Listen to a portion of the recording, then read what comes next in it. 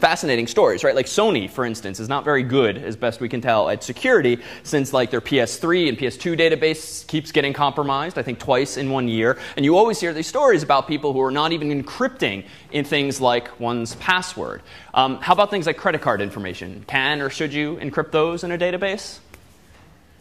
What kinds of thought? If you're now writing an app that needs to take payments and you're doing the processing yourselves, is this something you should encrypt, do you think? Why not? What's that?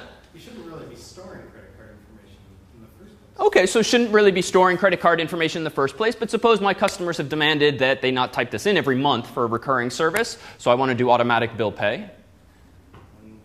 Encrypt the hell out of it. OK, so let's go there. So I encrypt it. So OK, I learned in past lives to encrypt, or at least to hash, one-way hash my passwords. So let's one-way hash the credit card numbers. Secure? So it's technically secure, right? But you can't use it if you need to do transactions. exactly. So if you just take a one-way hash, the name should kind of spoil the answer there, is that that's bad, right? Because you can never get the credit card number back. You only have the enciphered form. Isn't that what the sort of the security number in the back is supposed to like use that as a use that as like the key? So it's actually a good idea. So you do have these secret numbers, these 3 or 4 digit numbers on the back or the front of an Amex card or a Visa or MasterCard, and that's meant to be more private than the number. So you could use those as keys. They're not terribly long, to be honest, so an adversary could probably figure out 3-digit codes pretty easily. But a compromise could be just store the credit card number in the clear, as is actually fairly common. But what should you not store, perhaps? You could at least not store the 3 or 4-digit code so that at least the user doesn't have to type in the entire sequence every time, but they do have to verify that code. And as to what you can do typically depends on the service agreements that you would have with the credit card provider and what the fine print actually says. Or in theory, you could outsource this. I mean, that's actually a reasonable option to someone else such that it's their problem. That doesn't mean they're doing it correctly as well. But what if we did two-way? What if we did an actual encryption? So not a hash. So we had a secret key that we use on our site to encrypt credit card numbers and then decrypt them on demand.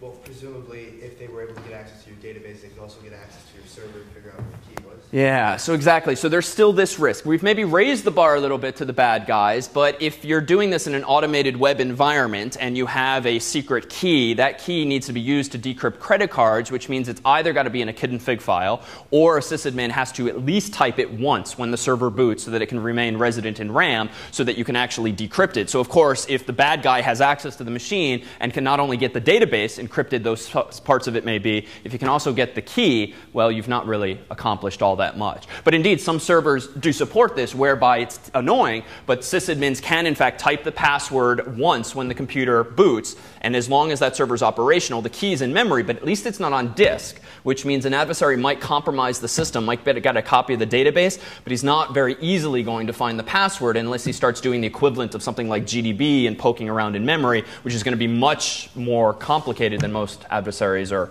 generally capable of, certainly when these attacks are waged with script kiddie style with automated scripts. Other questions or comments? OK. All right, so in short, again, no clear-cut answer here, but if you're not even thinking about it, that's bad, right? And someone's going to trip you up somewhere. And this is the fun or perhaps disconcerting thing about security. Like security, the good guys really have it fundamentally the worst, right? The bad guys have to find one and only one hole in your entire design in order to potentially compromise your data, steal your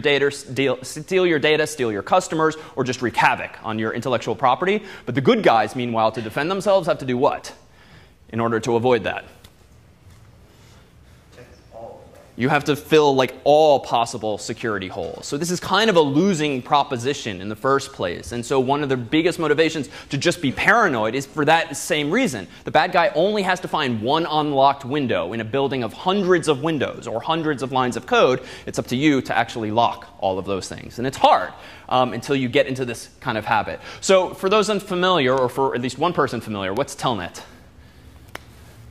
It's still used in some places. Yeah. It's a very primitive protocol to access a computer over a network. Good. So it's a primitive protocol for accessing a computer over the network using a command line interface. And we can simplify it as it's SSH, but without any encryption whatsoever. And so back in my day when we had FAS email accounts, and we used to connect to the Science Center computers to actually access email. It was actually all via Telnet. And so all of our FAS usernames and passwords for years were just transmitted over the clear. Now, one thing that mitigated that at the time was that there was no, well, and to this day, there's no Wi-Fi, right? So at least it's not all that easy to sniff the data wirelessly. Someone would have had to physically patch into network jacks that were broadcasting information. But this was the thing, too. Back in 95, 96, and a few years thereafter, instead of having these devices called switches on campus and in lots of places in the world, there were things called hubs.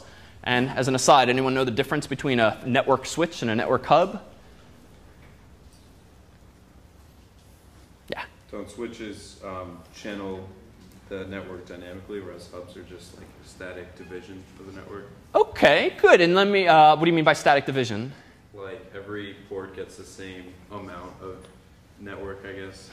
OK, yeah, and let me tweak slightly. Whereas a switch, if a switch has like 5 Ethernet ports, 10 or 100, a switch can generally guarantee a specific amount of bandwidth, like 100 megabits per physical port, whereas a hub shares that bandwidth across all of them. But worse, for security, whereas a switch, if it has 5 ports and computer A wants to talk to computer B, and A is here and B is here, the switch is smart enough that after 1 or 2 packets go through it to figure out A is here, B is here. So henceforth, when A sends B a message, it only goes through A's port and then out B's port. But a hub, by contrast, is literally a dumb and less expensive device. If A wants to talk to B, that packet goes from A and then down to B, C, D, and E, irrespective of whether or not they actually want that data. So back in the day, when I lived in Mather House, in theory, with the right tool, I could plug my laptop or desktop into a network jack on campus, and I could absolutely see all of the emails and the instant messages that my roommate one door over was sending because he was physically connected to the same hub. And I dare say this is not completely eliminated from the world, having this kind of hardware. And even with switches, there's the capability to at least see some of someone's data. And just since this is always fun, and this is one of those do as I say, not as I do things, here's a packet sniff of all of the data that's currently flowing in the nearby area, and you can actually infer from some of the source names that there's a whole bunch of people have Apple hardware that is broadcasting in this area. Intel Core, whatever that is. I saw mention of Barnes & Noble earlier, which means we were picking up some kind of, actually we're probably picking up a Nook or something like that, or maybe the Coops, because they're owned by Barnes & Noble across the street. But it's this easy. Download free software. This is actually called Wireshark, and turn it on, listen in what's called promiscuous mode for reasonable reasons on your computer, and it listens to everything, even if the data is not meant for it. And I do actually mean this. Don't do this on campus. Play with this at home with your own wireless router. But one of the protocols that you see quite a bit in that middle column is ARP. It's actually pretty innocuous. ARP just refers to computers trying to figure out the IP address of some other computer. For those interested in networking, you could take CS143 as well as a couple of follow-on courses. But as you can see, there's not all that much traffic in the nearby area because Wi-Fi here is so limited. You would see much more in other places and much less if data were actually encrypted. But as some of these lines see, we have at least one HTTP there. Here's an actual TCP packet. And if we were really nosy and bad people, we could start diving in deeper to these packets and see what the actual instant message was, emails, or the like. So it's this easy to actually sniff the data that we take for granted is more secure. And FTP. This is kind of an easy one. What's FTP? Yeah. File transfer protocol. So it's like SFTP, literally without the S, without any notion of security. And this is actually a real issue too, because if you're starting your own website and you're not just using FAS or the cloud or whatnot on campus, and you're actually paying a third-party web host, not all that many web hosts actually have SSH and SFTP. A good number of them still use, even if they don't use Telnet, they still use FTP, which means any time you're updating your commercial website and all of your intellectual property, it means you're sending your username and password across the entire internet just to log in. So there's absolutely no reason these days to use FTP over a public network. All right, so how do we start protecting code on what's a shared system? So when you were using the CS50 appliance for the first couple of projects, you had the luxury, of course, of being the only one using that appliance, but that's not a common model. So if you used cloud.cs50.net, or if you use DreamHost or some third-party web host, odds are you're not on your own dedicated server, but you're on a shared web host where a whole bunch of customers have usernames. So let's think this through. If I have Alice as a username and Bob as a username on a system, and both of them have websites written in, say, PHP, How do I want to chmod my files typically on a web server? What should an HTML file be? Start easy. OK, 644, which means readable and writable by me. It's 4 plus 2, so read plus write is 6. So that's me, and 4 means readable by everyone else. So that's good. And a GIF and a JPEG, same thing. CSS, JavaScript, same thing. PHP gets a little more interesting. So we don't have to worry about those other formats all that much because they're by nature designed to be publicly accessible. I have to see the GIF. The browser has to render the HTML. But PHP could have, a work that